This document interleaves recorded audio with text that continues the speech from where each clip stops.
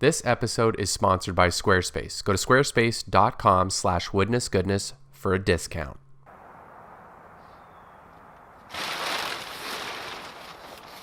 Hello and welcome to my workshop. You're probably wondering, that's a nice door, and thank you. It took a long time to come up with that idea. That's just part of the way the cookie crumbles in my life. It's almost Thanksgiving. I want to give you guys cool and crisp content to share with the family. So we have to go back in time because I started this project about a year ago. And, it's just the pursuit of a man's man, collecting things, starting a lot of projects. This is just how I roll, and this is how you guys roll as well. I know it's true. Don't lie. This is the get after it mentality. You start one thing, you get it to 80%, sometimes 75%, and then you move along to the next one. Why? Because at 75%, that project is usable, okay? If you're driving a vehicle and 75% of it is working, that's enough. That's enough to get down the road. And that's how I treat my projects. Anyhow, the reason we're not going to the property today is because, well, you know that I have a lot of disastrous things taking place at my other project, which is my detail shop that I'm trying to build, and Lord have mercy, things are just not going as planned. So I am just humdinging along, staying positive, and being very thankful for this season of Thanksgiving. So let us go back a year and join Graham of 2021 while he embarks on this journey from taking this workshop into a bit of a disaster to a usable state. Enjoy. Hey everybody, welcome to Woodness Goodness and welcome to my workshop. This workshop, I love it. I'm super fortunate to have this on my property. However, I've never really done much to make it Graham friendly. I come in here, I whip up a project, and by the time I'm done my project, it's just chaos in here. One of the main things that this workshop does not have is an insulated roof. It is open rafter style, or you can see the trusses above me, which I kind of like. It makes it feel bigger than it actually is, but there's no insulation on the roof deck. So I am going to try my hand at doing some DIY spray foam, closed cell spray foam. To give you an idea, my workshop is 19 feet by 19 feet, and I got a quote to do my gable ends and the roof deck, and it would be around $2,200 if I had it professionally spray foamed. If I was to do it myself and buy the product myself, it's basically $1,600 and change. So before we do that, we're gonna clean up the shop, cover what we can, remove what we can't. But yeah, without further ado, let's get after it.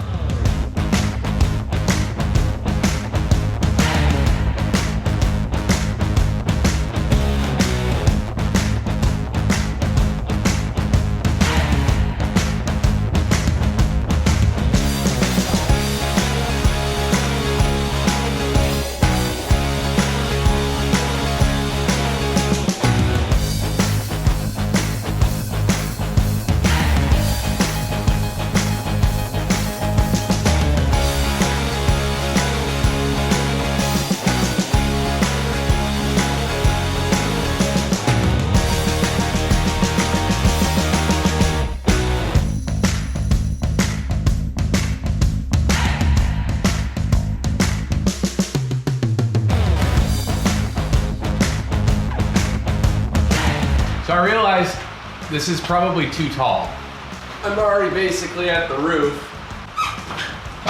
Oh. So I'm going to attempt to lower this by myself again because, why not?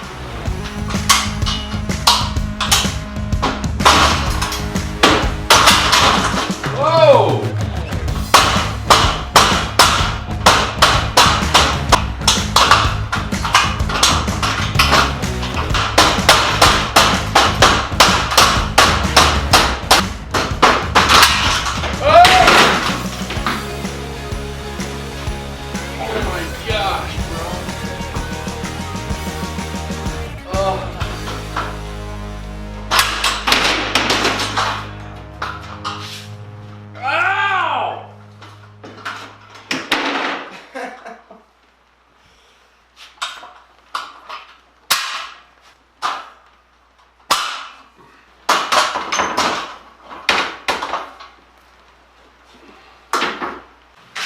Obviously, there's an ideal way of doing things and an unideal way of doing things. And unfortunately, the pace in which I like to tackle my projects, that fly by the seat of your pants mentality, gives me a lot of plus sides.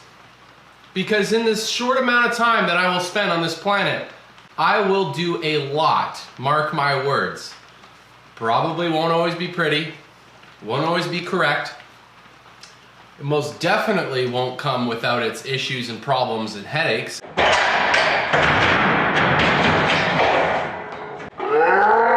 "2022 is the year of the Woodness. This year will be great." Ouch, my head is killing me.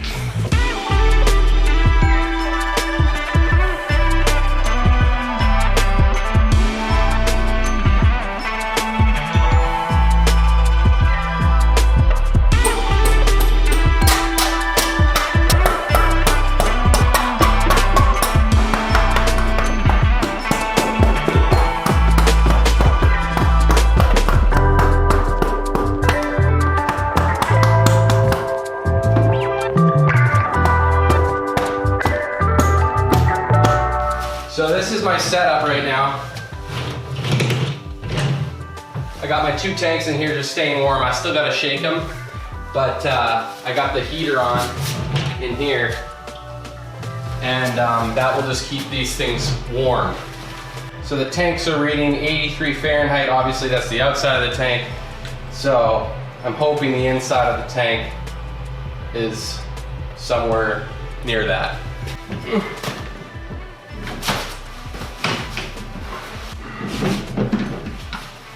Okay. Oh.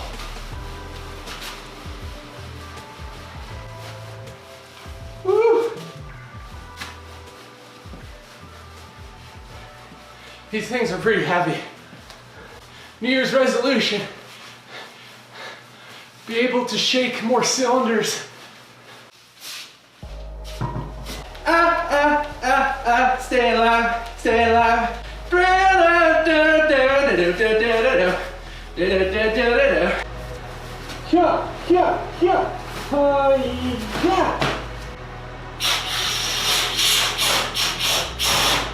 Okay, they're both coming out.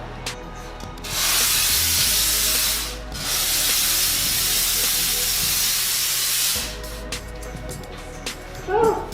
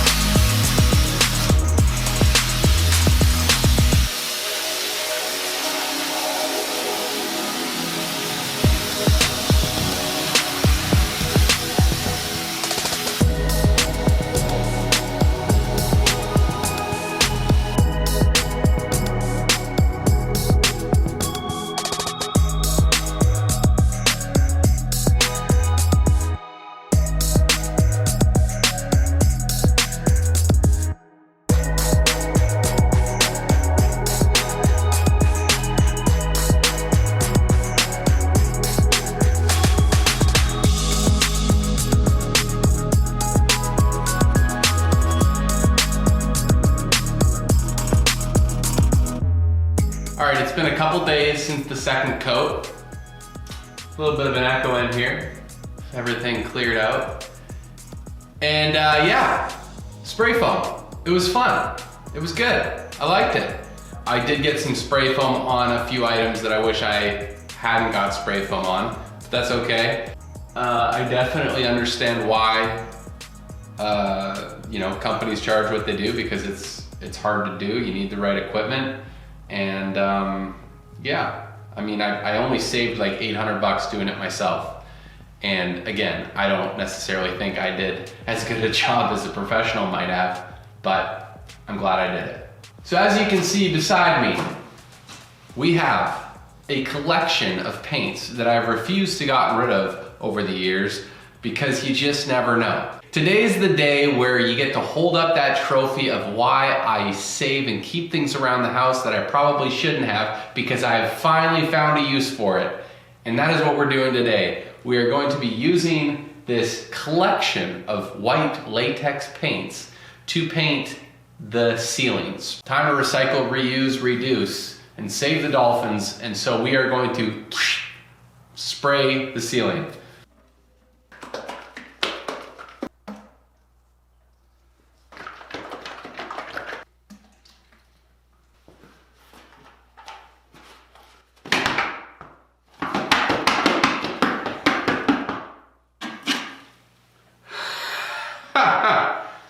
I guess I've been hanging on to this paint a little too long.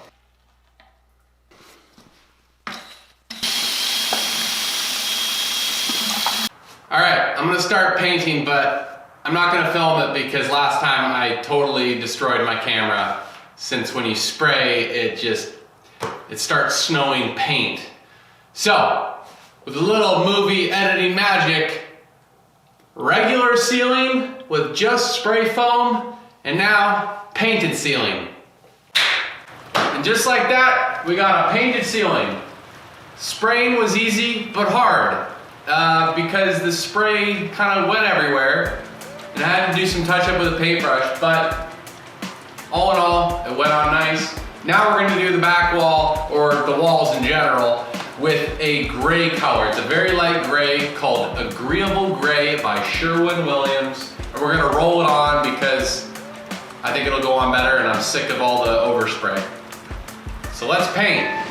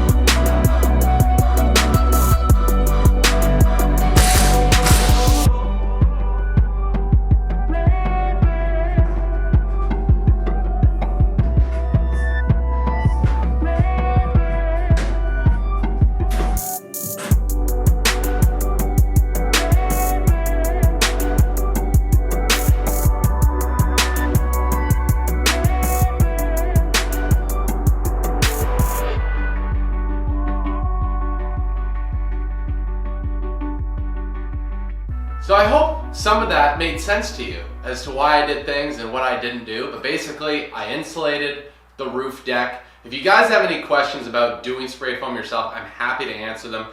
I've now done spray foam about 4 times myself.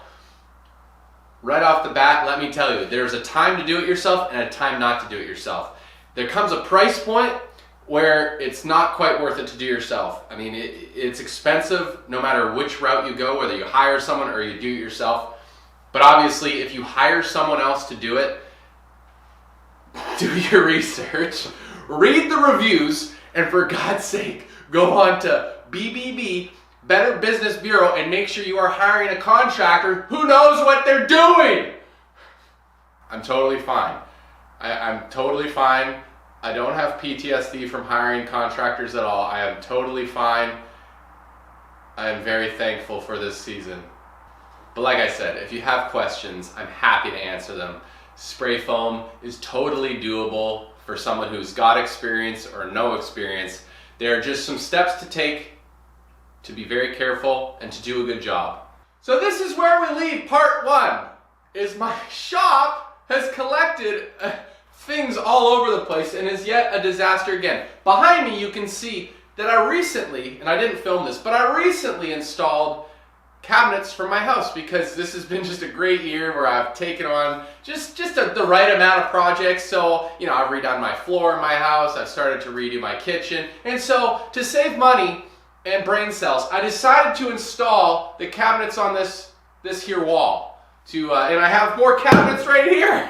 So we're gonna have cabinets coming out of our yin-yang, but you know, we're just minimizing the damage to thy bank account and thy brain. For those of you who prefer cabin content, I know, I'm with you. But look at this.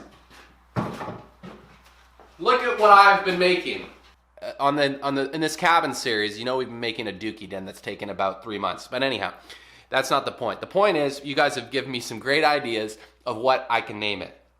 It is officially the dookie den, but people call outhouses and poopologies different everywhere. And so I am making my favorite ones, actually most of them, because let's be honest, I'm a man and I find poop quite funny. So far, and I've made only a few of these, but we're making more. The Spruce Deuce. We've got the Lieutenant. We've got the Taj Puhal. Thunderbox. And we've got the Duke. I'm making probably 100 of these. This is probably the last episode before Thanksgiving. You guys mean a lot to me. I'm very thankful for you. If you want to start collecting gifts to give to family, friends, relatives, those who need encouragement with the get after it mentality, check out my website, woodnessgoodness.com, and you will see my beautiful Squarespace website in which I built with Squarespace, where I host things to sell. I simply take a picture with my phone and I post it straight to my website through Squarespace. It's so easy. It's so wonderful. I highly recommend, if you want a website or upgrade your current website, go to squarespace.com/woodnessgoodness for a discount. It'll be epic and you'll thank me later. I think that's about it. I love you all. Bye. Squarespace is easily my favorite platform to build a website. It gives people a powerful and beautiful online platform from which to create your website. Squarespace makes it possible to connect with your audience and generate revenue through gated members-only content. You can manage your members, send email communications, and you can even leverage audience insights, which is really great for many different kinds of businesses. Create a community on your Squarespace website. With powerful blogging tools, Squarespace extensions, you can even manage inventory, promote products, and streamline bookkeeping when you start selling stuff on your website. You can even display posts from your social profiles on your website.